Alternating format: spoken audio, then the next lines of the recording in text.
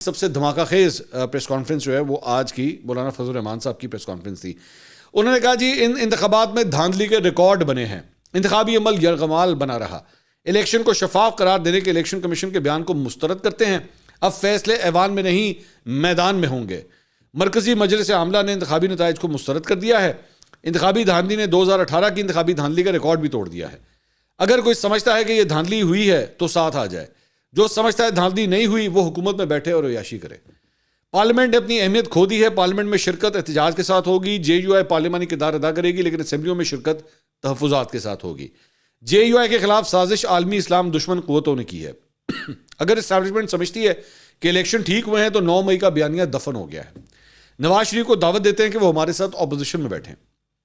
हम मुस्लिम लीग नून और peoples party के ताबेदार नहीं हैं। इस वक्त हमारी किसी जमात के इत्तेहादी नहीं है। नजरसानी की कोई गुंजाइश JUI ने नहीं रखी है।